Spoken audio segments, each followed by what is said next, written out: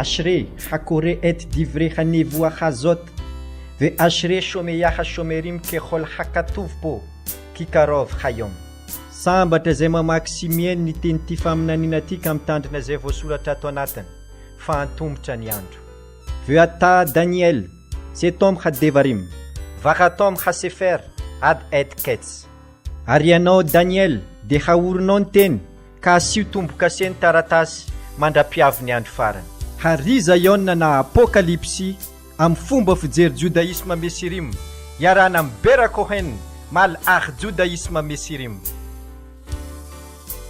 Miarabasika rehetra indray eto amin'ity fandaharana fanazavana ny bokin'ny Arosa Iona ity. Shalom Alechem.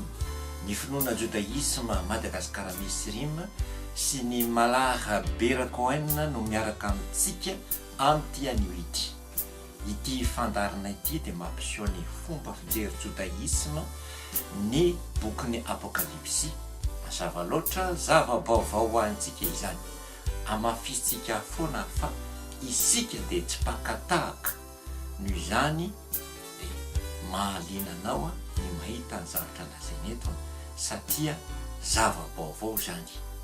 Ary izay dia tsy mampianatra afa-tsy ny marina hitanay ao anatin'ny baiboly ihany.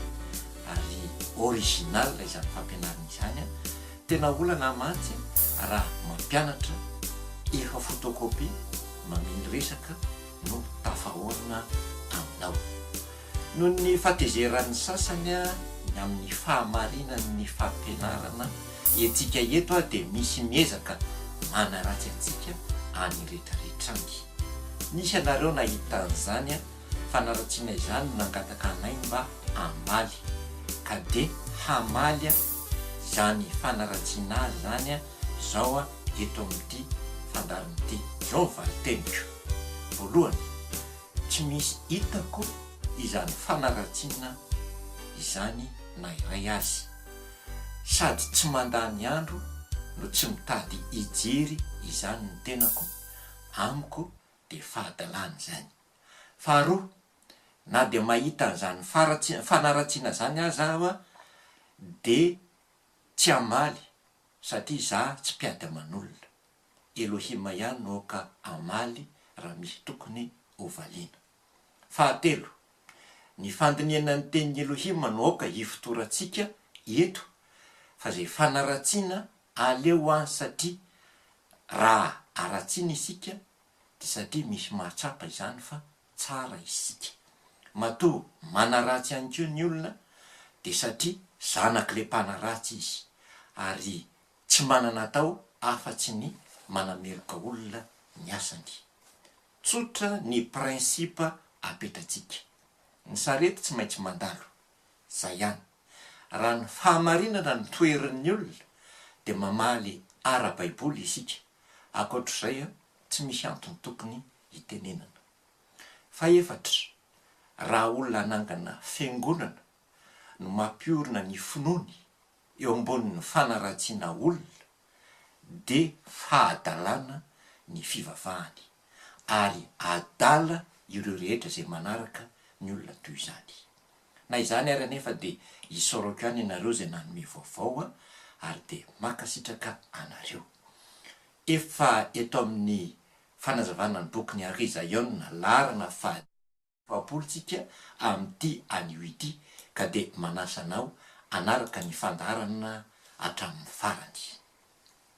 Ho fanompoantsika ny fandarana nefa dia andeha hiresaka momba ireo fahendrena judaisme isika aloha ary dia Elohima no inontsika fa manome zany fahendrena zany ho antsika.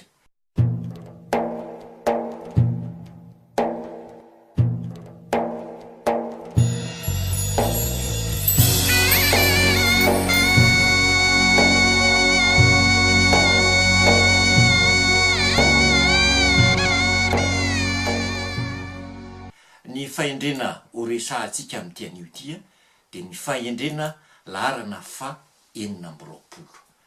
Izy ity dia efa nresahantsika teto ihany ity fahendrena ity dia ny Levitikos 7:10 andininy fa 7 zao mivaky ny teny aldehalel et biteha le haznota velo tizni harets vemal a harets zima raha adika izay teny zay de hoe aza lotona amin'ny fivarotatena ny zanako vavy mba tsy jangajanga ny tany ka ho feno fahavetavetana. Efa niresahana teto ty fahandrena ty kanefa ny antony namerenana azy de nisy nanoratra nakaty aminay nareo nametraka fanontaniana hoe mbola azo atao ve ny fampirafesana eo amin'ny finoana judaisma misy rima am'izao andro zao. Everiko fa rariny raha valiny io fanontaniana io indrindra fa vehivavy no nametraka io fanontaniana io. Izo valiteny zao de valiteny judaisma mesirima miainga avy amin'ny fataterahany Torah sy ny faminaniana momba ny tranony Elohim. Tsy ho azoko atao ny manazava izany Torah zany eto, nefa kosa azo atao ny milaza ny fampiarana zany am'izao androsika izao. Tsy azo atao intsony ary tsy fanao intsony araka ny Torah sy ny faminaniana zay efa tanteraka ny fampirafesana.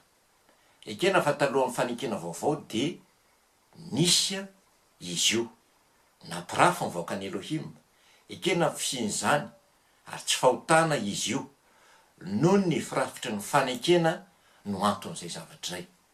Ao amin'ny fanekena vaovao araka ny Torah sy ny faminaniana nefa de tsy azo atao intsony ny fampirafesana.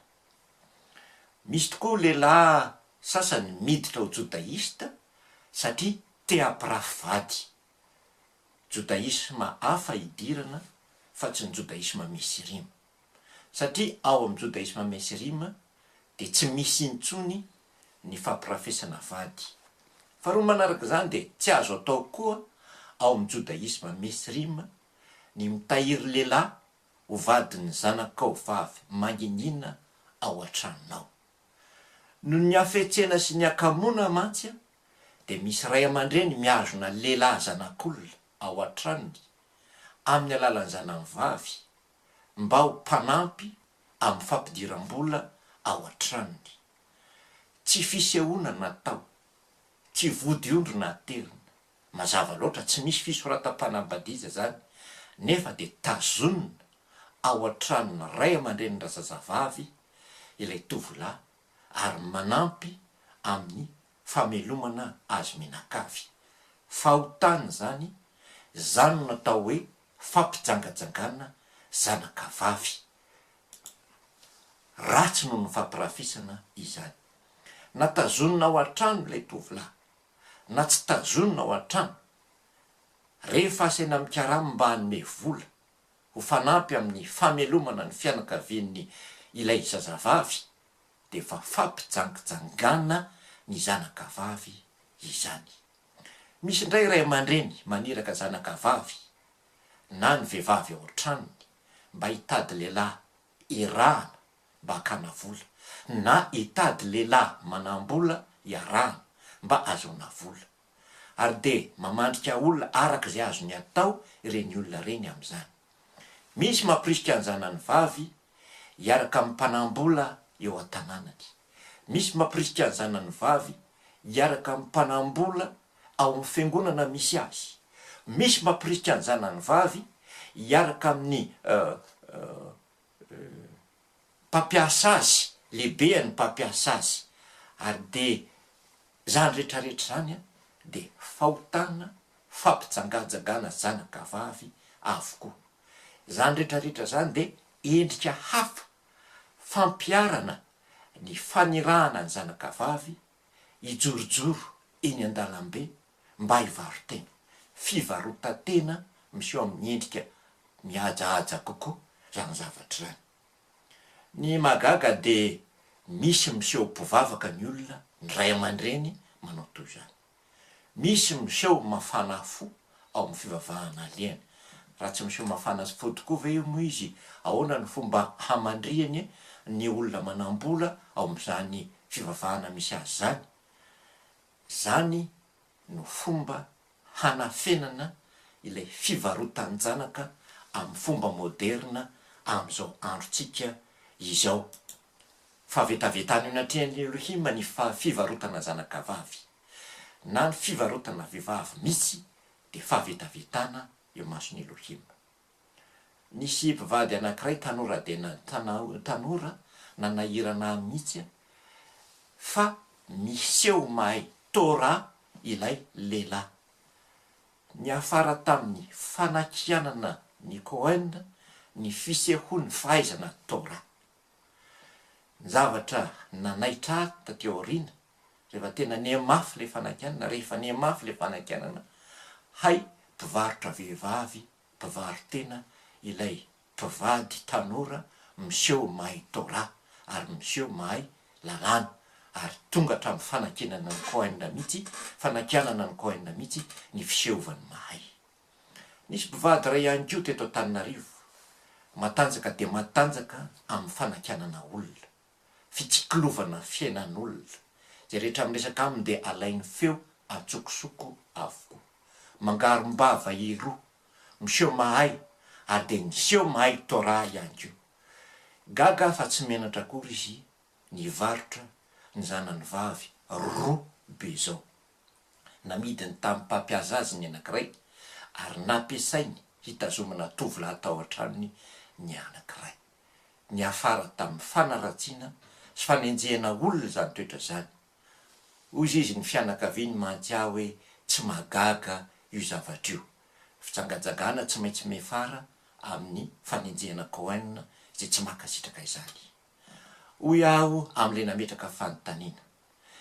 Tsy araka ny Torah intsony ranabavy amin'izao andro zao ny fampirafisana. Taloha izany de nisy Torah ny fanaraka taminy, fa ny faminaniana efa nanitsy ny fomba fijery, noho izany de mazava ny amin'ny resaka io. Fa apiko fotsiny ny valiteniko, tsy ny fampirafisana ihany ny tsy azo atao, fa ny fivarotan-janaka vavy ihany koa. Fomba ny mpivarotan-janaka ny manendrikendrika olona ho manao ohatran'ny ataony, te haka namana izy na te hahita olona mitovitovy aminy izy, miteraka ady reny raha tsy mitandriny ianao.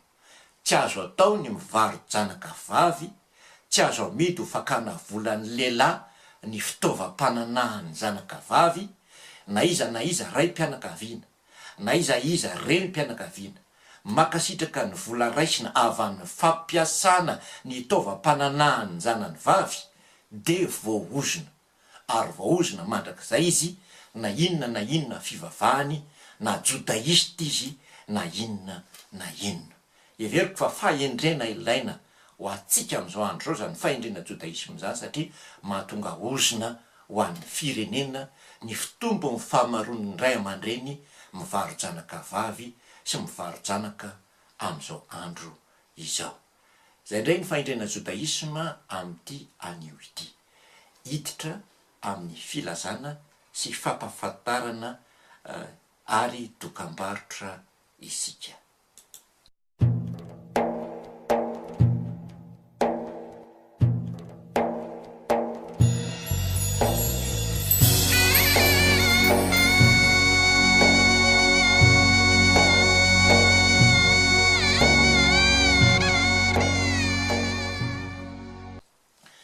Anankiray ihany ny fampafantarana sy filazana atao amintsika, ary filazana lehibe izy tia, ary tokony hiomana ny olona rehetra mahita azy ity. Zao le filazana, efa hisokatra atoato ny kilasy vaovao ho anareo maniry anaraka ny fianarana ny jodaisma mesirimo. Aoka tsika hiomana fa efa hivoaka ilay kilasy anankiray ao. Ary ao mandrakariva ny fandarantsika de ho fantatrao ny fotoana sy ny toerana azonao misoratra anarana. Mahireza, mahatanja, Elohima mombanao mandrakariva. Zay zany ny filazana natao antsika amin'ny anio tia, hiditra amin'ny fanazavana ny ariza eo navetsantsika, fa tsy hanao famidinantsika amin'ity anio ity.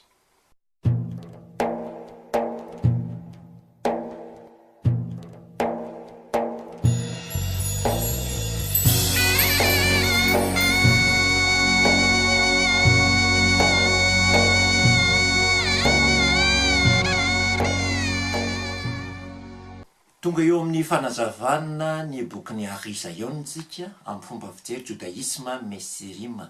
Efa eo amin'ny laharana fahaenina amby efapolontsika amin'ity anio ity, kanefa dia mbola eo amin'ny fanohizana ny fandiniana ny fanazavana momba ny afatra natao ankela fahadimy ihany tsika amin'izao fotoana zao dia ny kela tao Sardisy izany. Efa natombotsika ny fandiniana ny Apokalipsy 7:1 zay afatra ho an'io kela io, fa noresahantsika tamin'iny fotoana iny dia ny momba ny fanahy fito teny an-tanan'ny Kohen Gadol na ny mpisorona be. Amin'ny tean'ity kosa dia ampifandraisitsika amin'ny dinika momba ny kitana fito ny fandaliana nataontsika. Ny votoatin'ny dinika zany dia mbola ny Apokalipsy 7:1 ihany. Apokalipsy 7, Arizaionina 7:1 toy izao ny vakiny. Ve'el malach hakahal besardis ketov ko hamar hawaser lo sifrat ruchota Elohim ve'sifrat ruchavim yadati et masecha kilecha shemasecha tachai ve'inecha met. Raha adikatsika izay teny zay dia zao midikany hoe asorato ho an'ny anjely eo amin'ny kela ho an'ny Sardisy, izao ny lazay le manana fanahy fito ny Elohim sy ny kintana fito. Fantatro ny asanao fa manana anarana ny ovelony ianao, kanjo maty ihany. Ity fomba fisehoan'ny Esoa amin'ny kela tao Sardisy ity dia midika zavatra goavana be eo amin'ny famonjena.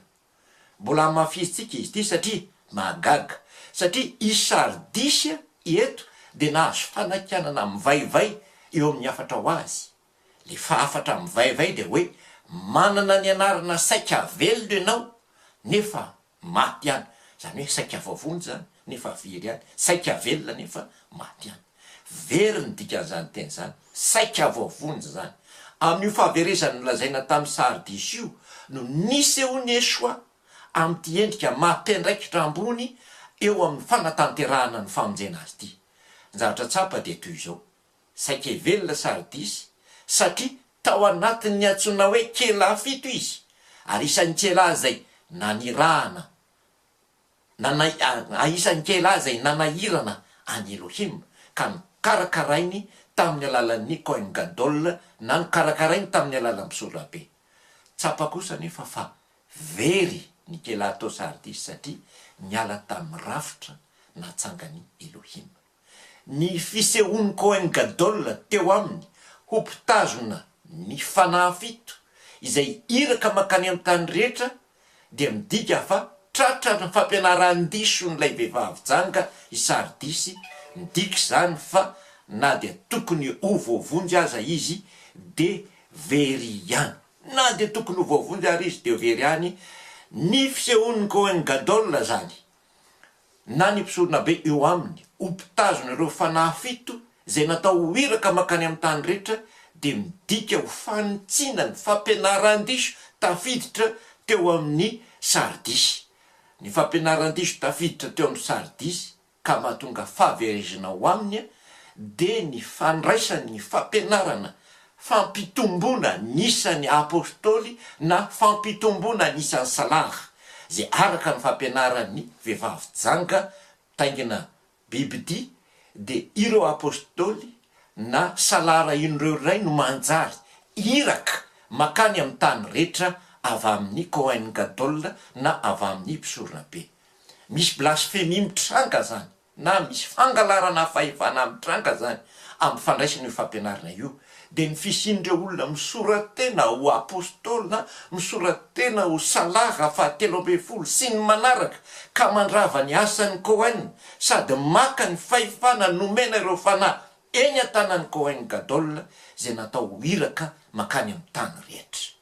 Samy nidiran'io fampianarana momba ny fisian'ny apôstôly vaovao na salaha vaovao ambonin'izy 12 rahalahy io zay nofidian'ny misy io, na i kela tao Efesosy na ny kela tao Smirna. I Efesosy anefa dia tsy nandray ho fampianarana hafahafa io, fa i Smirna kosa no nandray ary zay natonga ny Smirna ny tenenina hoe saika avely ianao fa maty any, fa i Efesosy kosa raha tsahivitsika de zao ny zavatra momba azy. Ary Isaiona na Apokalipsy toko faharoa andininy faharoa, ary Isaiona toko faharoa andininy faharoa, zao mivaky ny teny: fantatro ny asanao sy ny fikelezanao aina sy ny faharetanao, ary tsy fahazakanao zay mpanao ratsy, ary ianao de fanzahatoetra zay milaza ny tena no apôstôly na milaza ny tena no salaha, kanjo tsy izy, ary hitanao fa mpandainga izy.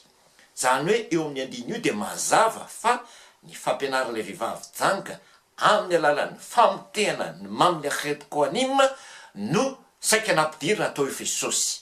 Saika nampidiry le vehivavy janga tany Efesosy any io ny fianarana, fampianarana hoe foana ny asan'ny koanima, ary de solona apôstôly na solona salahima izany.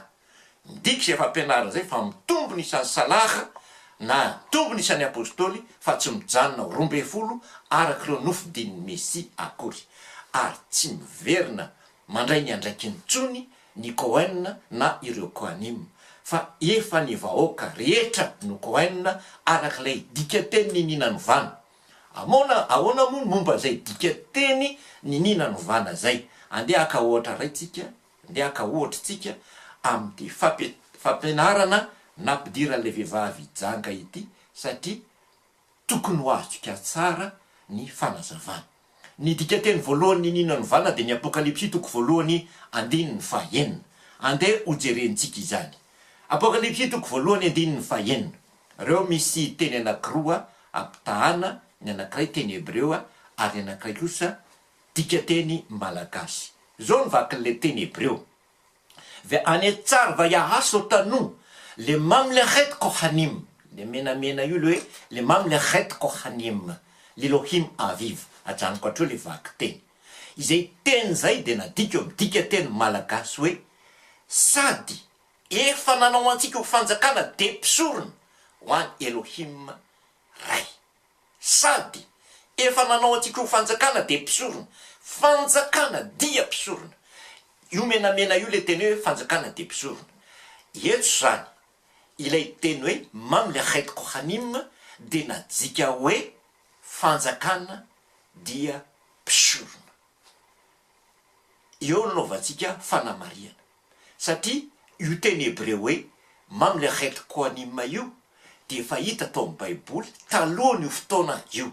Ohatra tao amin'ny Exodosy toko 7:20 de efa hita iteny hoe mamlechet koa amin'ny Baiboly amin'ny teny Hebreo, fa saingy ao amin'ny Baiboly mahazatra de nadikany hoe fanjakam-pisorona le izy, fa tsy nadikany hoe fanjakana dia mpisorona.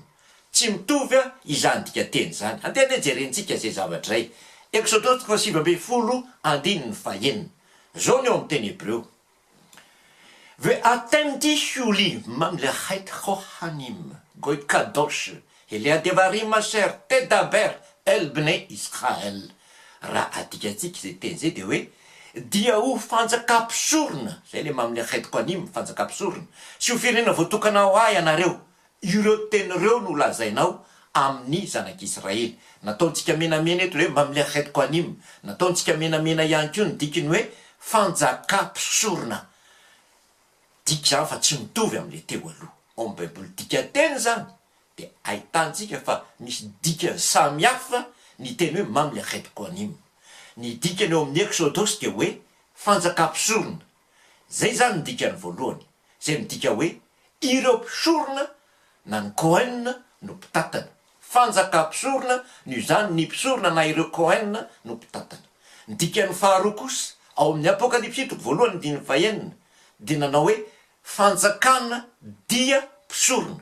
Hafahafa ihany ty dikany faharoa ty, satria ny heviny de hoe ny fanjakana dia mpisorona, na hoe ny fanjakana zany no mpisorona. Tsy misy zany Cohen, fa ny fanjakana no lasa Cohen, na ny fanjakana no lasa mpisorona. Zany rehetrarehetra zany de fomba fandravana ankolaka ny mamlechet kohanim mba akana ny fahefan'ny Cohen, akana ny mpitondra fahavana ny toeran'ny Cohen. Ny tetika ambadika io de ny fampitomboana isa ny salaha na ny apôstôly ho mihoatra ny 12 sy fampidirana mpendraikitra hafa tsy hita ao amin'ny lalàna na tsy hita ao amin'ny tora. Ity ihany keo misy dikateny anankiray mbola ho an'io teny hoe mamlechet koanima io ihany. Apokalipsy 5:20. Apokalipsy 5:20. Ohatran'le nataontsika teo aloha ihany a, avahantsika ny eto amin'ny ilan'ny teny hebreo a, avahantsika eto amin'ny ilan'ny teny malagasy. Teny hebreo: vataash otam le mamlechet kohanim lifnei eloheinu limeloch baaretz. Raha adikatsika zay teny zay de hoe efa nataonao fanjakana sy mpisorona, zay ny dikateny eo amin'ny dikateny malagasy, ho any Elohim-matsika ireo ary manjaka ambony tany izy. Eto indray zany le mamlechet koanima de niova indray fomba fandikana azy. Tao amin'ny Exodosy izy a fanjaka-mpisorona, tao amin'ny Apokalipsy 1 izy fanjakana de mpisorona, eto amin'ny Apokalipsy 5 indray izy de hoe fanjakana sy mpisorona. Fanjakana sy mpisorona, dikany vaovao hafa indray ty, ary io dikateny vaovao io mahatonga ny olona tsiraray mihevitra fa tsy misy intsony zany mpisorona izany, tsy misy intsony zany Cohen zany, fa efa mpisorona na Cohen avokoa ny olona rehetra. Zao nefa ny fanamariana napetrakitsika, tsy misy lalàna na faminaniana manomana ny isiny zany hoe lasa Cohen na lasa mpisorona avokoa ny olona rehetra izany. Etsy an-tanin'izay de apetrakitsika tsara zao fanamariana manaraka zao. Ny vozona mafy de ny hoe Cohen daholo ny olona rehetra, kanefa tsy azo sarahana am'izay teny zay eo amin'ny dikateny hoe lasa fanjakana avokoa ihany koa ny isambatan'olona rehetra na kely na lehibe na vavy na lahy amin'io dikateny vaovao fahatelo io. Na de atao hoe lalàna avokoa aza ny testamenta vaovao kristianina ray manontolo de tsy misy na iray aza teny misolo ny lalàna teo aloha nanome ny fomba fiasa am'izany. Isambatan'olona de fanjakana avokoa zany, sady nisambatan'olona de mpisorona na nisambatan'olona de Cohen avokoa izany. Tsy misy lalàna na de ray aza mametraka an'izany, ary tsisy faminaniana nanomana nisy iny zany, ary tsy misy lalàna milaza ny fomba fampiarana an'izany rafitra vaovao zany. Misy fandiso raha teo ny testamenta vaovao ka tsy hita zay ho raisina ho marina, sady tsy hita zay ho raisina ho marina sady lalàna. Ohatra, ny Marka 7:20 de milaza fa tamin'ny andro Paska ny Mesia de nibaiko ny mpianatra mba hikarakara trano mba hirahany mihinana Paska amin'ny mpianany. Zany hoe mihinana Paska zany ny Mesia ao amin'ny Marka 7:20. Ao amin'ny Jaona 2:20 kosa nefa de mifanohatra tanteraka amin'izay ny zava-misy, satria tamin'ny andro fiomanana ho amin'ny Paska izy de efa voasambotra. Zany hoe mbola tsy tonga ny Paska de efa voasambotra izy, ary tamin'ny andro mbola tsy tonga amin'ny Paska de efa nentina kany amin'ny Pilato izy, ary tany amin'ny Pilato mbola tsy tonga ny Paska izy nanapahana hevitra hoe omboana amin'ny hazo fijaliana. Apetraka tsika ny fanontaniana, iza am'ireo no marina, ary iza am'ireo no lalàna vaovao, raha ny testamenta vaovao no lalàna vaovao. Satria voalaza ny Paoly ao amin'ny Korintianina 1:5 fa voavony ny Mesia Paska ho antsika. Paska ahoana ary am'izay fotoana zay izy, ary Paska araka ny lalàna inona? Paska araka ny lalàna Marka, izay hoe tamin'ny andro Paska izy nihinana Paska, sa Paska araka ny lalàna vaovao Jaona, zay tamin'ny talohan'ny Paska izy de efa voasambotra. Iza no lasa lalàna am'ireo zavatra roa mifandiso ireo? Aiza ao amin'ny testamenta vaovao ihany koa ilay lalàna anaova ny vahoaka rehetra, na ny kely na ny lehibe, ny asan'ny mpisorona? Mety ve raha sady mpanota ny olona no mpisorona ny sambatan'olona? Zany hoe ny tenany de sady izy no mpanota no izy no mpisorona ho an'ny tenany, satria tsy misy olombelona marina na de ray azy fa samy mpanota daholo ny olombelona rehetra.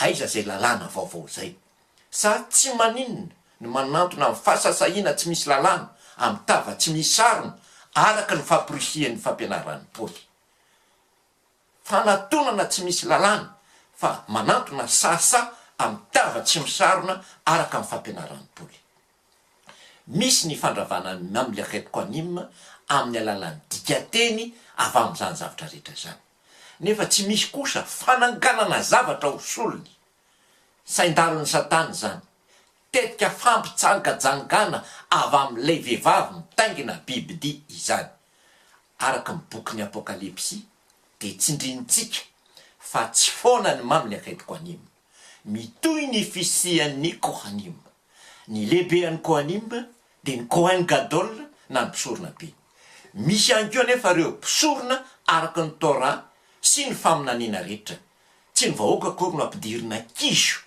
ho manao ny asan'ny mpisorona sy asa sarotra sy manahirana ka sady lasa sady mpanoty izy no mpisorona fa kosa misy araka ny bokyny apokalipsy ny asan'ny kohen na ny asan'ny mpisorona zany ny fandravanany mamily aketiko anima dia tanjon'ilay vehivavy janga mitaingina bibidia ny fampitombona anisan'ny salaha na ny fampitombona anisan'ny apôstôly betsaka mihoatra ny 12 de hevitra avy amin'ilay vehivavy janga mitaingina bibidia fisolokina ny asan'ireo fanahafito natao iraka ho any amin'ny tany rehetra izany hevitry ny le vehivavy mitaingina bibidia zany araka ny bokyny Arizaïona de tsy foana ny mamily aketiko anima ny dikateny manafona azy fa ny mamily aketiko anima kosa de mijoro amin'ny teny fototra mitoy ny fisian'ny kohanima lehibean'ny kohanima de ny kohen gadol tsy ny vahoaka rehetra kory no mpisorona ny voateny sy ny voantso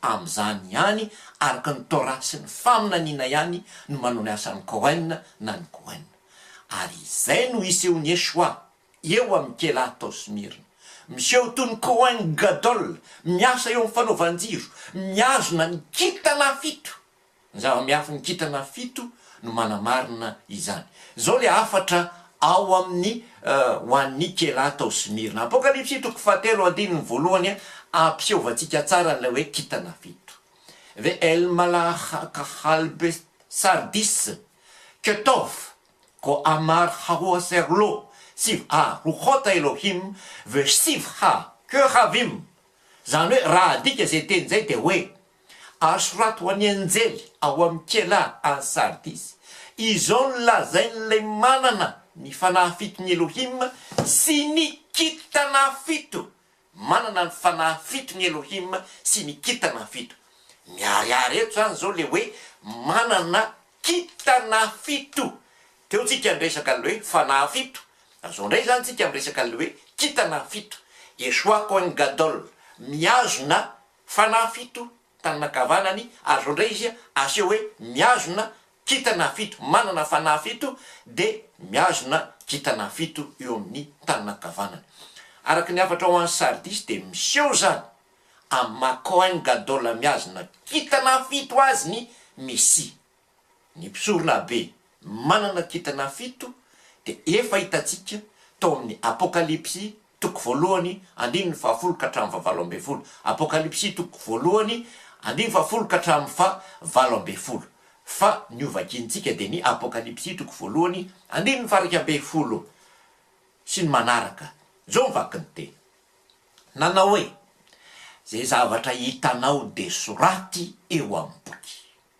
ka ampitondray ho any amin'ny kela fito de ho any Efesosy sy Smirna sy Pergamosy sy Tiatira sy Sardisy sy Filadelfia ary Lodiki de nitodika ny za ilay feony teny tamiko ny mpanotra amin'ny bokyny Arizaïona no nitodika ny za ilay feony teny taminy amin'ny 5:20 ka rehefa nitodika de nahita fanaovanjiro volamena fito ohatran'ity zany fanaovanjiro zany fanaovanjiro volamena fito ary teo fovoany fanaovanjiro de nisy anankiray tahaka ny zanak'olona ny akanjoakanjo lavatra any amin'ny tongony sady ny sikina fisikinam-bolamena teo amin'ny tratrany eto zany tsika de mahita hoe nampitondraina afatra ho an'ny kela fito inona ny nampitondra azy a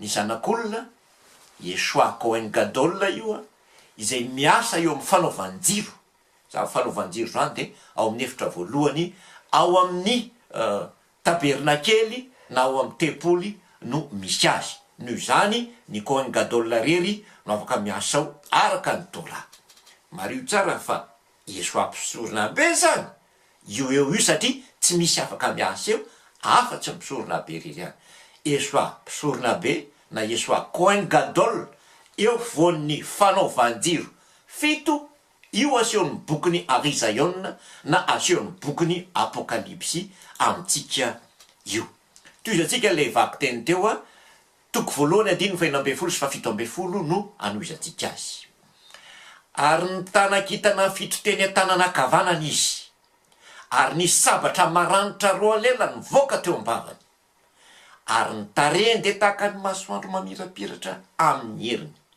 ary nahita azy a de lavo ny akohaka tamin'ny tany tahaka ny maty teo ny lohan'ny tongony fa izy nanendry ahy tamin'ny tany ny ankavanana ka nanao hoe aza matahotra ny oraisitsika de le 5:20 manao hoe ary ny tany nakitana fito teny an-tanana kavanana izy mariantsika tsara fa Apokalipsy toko voalohany fa tsy afatra ho an'ny Smirna akory ity teny resantsika ty ka ao amin'ny Apokalipsy toko voalohany a de miseho am'le endrika mampisorona be na miseho ma Cohen Gadol miasa eo voan'ny kitana fito azafady miasa eo voan'ny fanaovan-jiro fito i Yeshua Cohen Gadol eo izany no miseho ary eo amin'ny Cohen Gadol azy io no itazomany kitana fito eny an-tanana ankavanany amin'io Cohen Gadol azy io no itazonany kitana fito eny an-tanana ankavanany zay ny zavatra hitatsika amin'io zavatra io eo vaky teny nataontsika io zany io amin'ny 5:20 io zany no ampifandraisitsika amin'ny afatra momban'ny afatra ho an'ny Kela tany Sardisy mpisorona be miazona kitana fito ao amin'ny afatra ho an'ny Sardisy kosa izy de hoe zao ny lazain'lay miazona ny kitana fito noho zany raha miazona ny kitana fito izy de miseho amin'ny mampisorona be miasa eo voan'ny fanaovan-jiro azy inona moa ny tsy ambaratelon'io kitana fito io andeha jerentsika ny Apokalipsy toko voalohany 19 satria eo no miseho le tsy ambaratelo eo no manazava le tsy ambaratelo ary eo no mampiariary an'lay fitaka na tsofoka le vehivavy janga ary eo ihany koa no hanesoratsika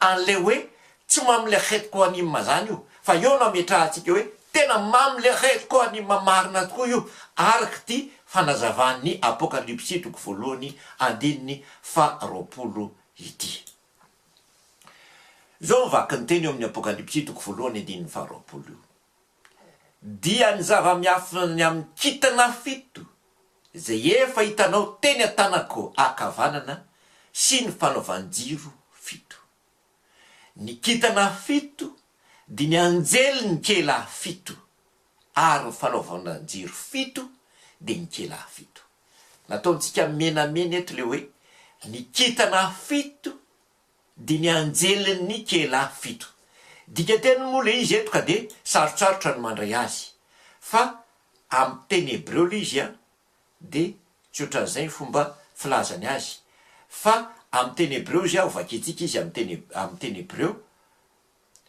hebreo izy a de zao a no filazany azy hoe shiva hahokhavim malchay shiva kehilot shivha hokhavim sivha hokhavim zany hoe kitana fito sivha fito hokhavim kitana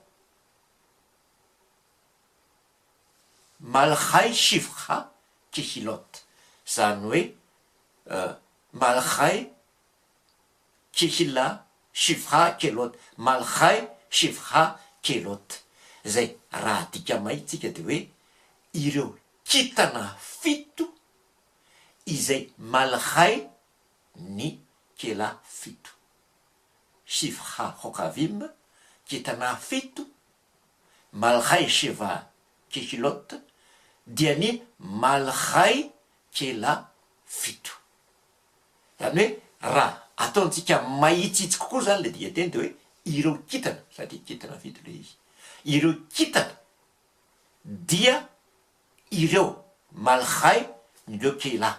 Zay no azontsika avy am'izay. Eto nefa misy fanazavana grammaire kely apetrakitsika. Satria ile teny hoe malhay de fiovan'ny teny hoe malahim noho ny fisian'ny teny manaraka azy eo rina zay vakina miaraka aminy. Ohatra hoe mamlaha kohanim, rehefa vakina mitabatra de lasa hoe mamlehet kohanim. Zay ny fomban'ny teny hébreu. De etonay zany le izy hoe malahim kela de lasa ndray le hoe malhay kehila, malhay kehilot, malhay. Ka le malhay io zany ny tena teniny eviny teny io zany de hoe malahim. Le teny hoe malahim kosa nefa dia io teny hoe malahim kosa zany de pluriel io teny io. Fa raha atao singulier io, zany hoe betsaka zany io teny milaza zavatra betsaka io. Fa raha atao singulier io de hoe mal-ah. Le teny hoe mal-ah zany no fototeny ambaran'io. Le teny hoe mal-ah io zany no zava-dehibe resahana eto amin'ity bokin'ny Arizaïona hoe kitana fito de ny mal-ah ny kela fito. De lay anjely zany eto ny teny hébreu neviny de hoe mal-ah. Ka le mal-ah eto zany ilay kitana. Zay zany ny zava-misy. Zao nefa no zava-misy ao amin'ny Torah. Raha mijery zao tsika ny Genesis toko fafito amby telopolo, andininy fahasivy sy fahafolo, anjaranareo mba mijery an'izany. Genesis toko fafito amby telopolo, andininy fahasivy sy ny andininy fahafolo. De ny zanaka na ny taranaka no antsoina hoe kitana. Ity Genesis toko fafito amby telopolo ty andininy fahasivy fahafolo ty de miresaka momba ny faminaniana na ny fahitana hitan'ny Josefa le hoe masoandro sy volana ary kitana. Ny masoandro de i Jakoba, ny volana de ny reniny ary ny kitana de ireo zanany. Zany zany le kitana zany eo amin'ny lalàna de fampisehoana an'le hoe zanaka na taranaka. Ao amin'ny nofon'ny Josefa no ahitatsika zany. Ohatran'izay ihany koa eo amin'ny momba faminaniana momba Messia, ao amin'ny Nomery toko faefatra amby roapolo, andininy fahafito amby folo, mbola lalàna ihany koa faminaninany amin'ilay kitana.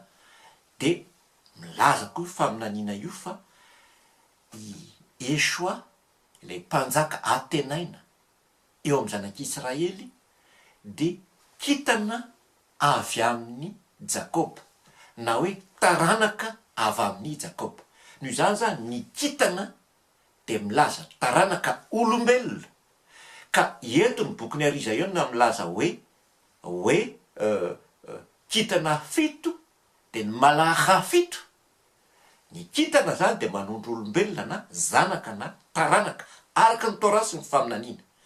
Ny kitana zay malaha eto zany de tsy le malaha anjely, le tsy olombelona, fa le malaha olombelona, satria kitana ny resahana eto. Noho izany de malaha olona no resahana. Zay ny kitana. Fa raha olo-kafa zavatra hafa. Ny malaha olombelona nefa araka ny Baiboly na araka ny Sefarim de tsy misy afa-tsy ny Cohen na ny mpisorona irery ihany. Tsy misy olombelona omena anarana hoe malaha afa-tsy ny Cohen irery ihany. Zao no voalaza ao amin'ny Malaki toko faharoa andininy fahafito. Malaki toko faharoa andininy fahafito. Zao mivaky ny teny. Malaki toko faharoa andininy fahafito. Faminaniana izy ty. Geschifte Kohen Ismerudaat. Ve Torah ivakso mipiho ki malach Adonai Tsevaot hu ki malach Adonai Tsevaot hu adikatsika ny teny ki shifte kohen ishmerudat fa ny molotry ny kohen tokony tahiry fahalalana ve ary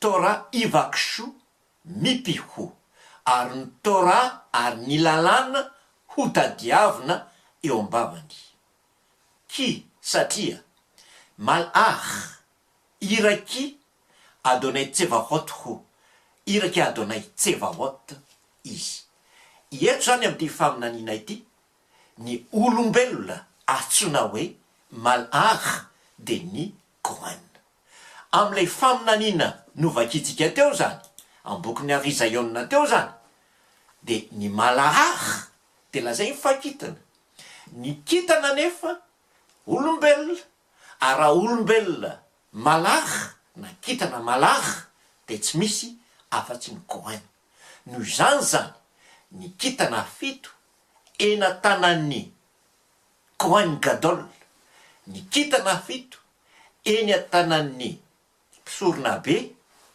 ny shivha hochavim eny a-tanan'ny kohen gadol ny sivha hochavim eny a-tanan'ny mpisorona be araka ny bokiny Arizaïonna araka ny tsy ambaratelony de tsinona fa malach ara kitana izy nefa malach olombelona zany ara olombelona de tsy misy afa-tsy ny kohen rery any ny kohen rery any no malach olombelona eto zany tsika ny manana pirofo fa ao amin'ny mamlechet kohanim araka ny bokiny Arizaïonna ao amin'ny fanekena vaovao de misy ny kohen gadol ary misy kohen ny kohen gadol de tsy iza fa Yeshua ary ny kohen de tsy iza fa reo kitana fito na ny kitana eny a-tanan'ny kohen gadol reo zany misy an'ireo ao amin'ny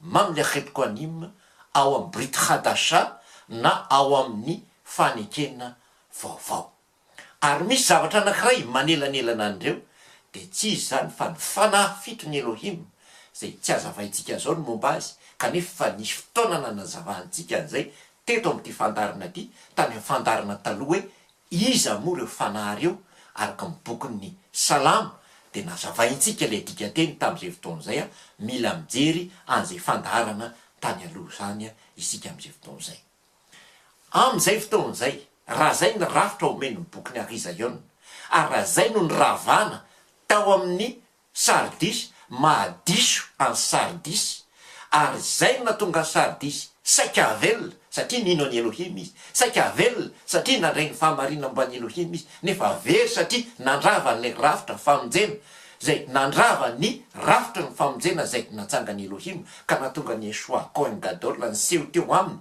amin'ny maha kohen gadol sady miazona n'le fanahy fito fa tsy ny apôstôly akory ary niazona le kitana fito de ny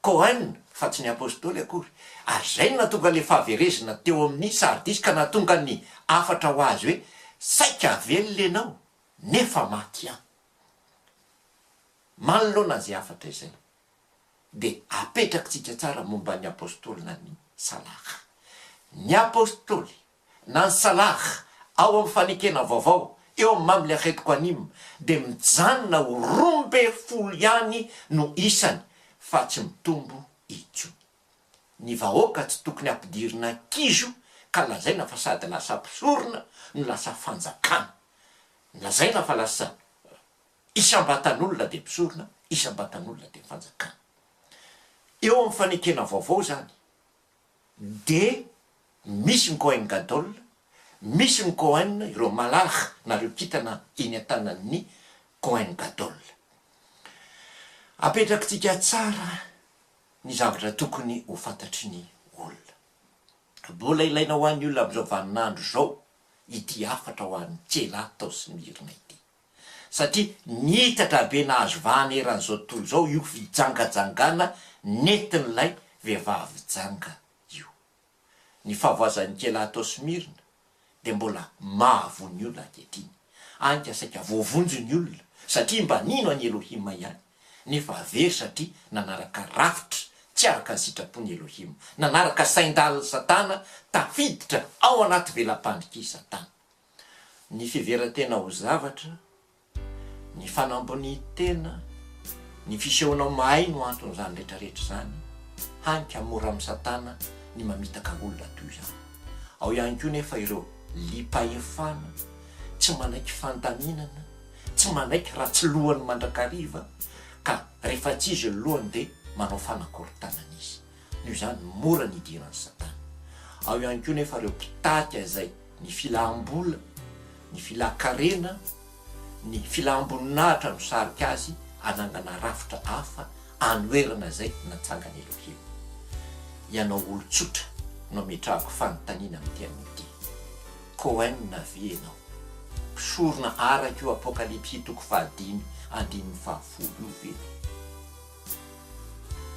Mety zany tena fa sao tafiditra amin'ny tsisy lalina ianao amin'izany finoana izany. Sao voafandrika Satana ihany koa ianao. Sao voafitaka. Aza manaraka ny ataon'ny akamaroany mitondra fivavahana, fa ny azy efa anjarany tahaka ny nanjony kely atany Smirna. Vonjeo ny tenanao, vonjeo ny fianakavianao, elao zay rehetra sain-daliny Satana, vitaka avy amin'ny Satana. Inoko fa zava-dehibe ho antsika izany afatra izany, ary tonga antsika isaina amin'ny endriny vaovao indray, ka andehanantsika amin'ny lalana vaovao amin'ny fanarahana any Elohim. Amin'ny manaraka indray fotoanantsika ary manasanao amin'ny fidirantsika amin'ny lohevitra vaovao hafa. Mametraka amin'ny veloma finaritra le hitraoty.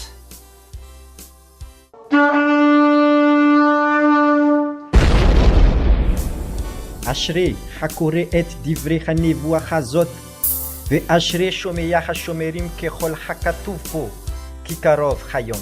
Sambatra izay mamaky simieny ny tenyity faminaniana ty ka mitandrina izay voasoratra ato anatiny fa antombotra ny andro. Ve ata Daniel setom hadevarim varatom hasefer ad et kets. Ary ianao Daniel dia haorinao ny teny ka asio tomboka seny taratasy mandra-piavy ny andro farany. Hariza Iona na Apokalipsy amin'ny fomba fijery judaisme mesirim, iarana amin'ny Bera Cohen mal judaisme mesirim.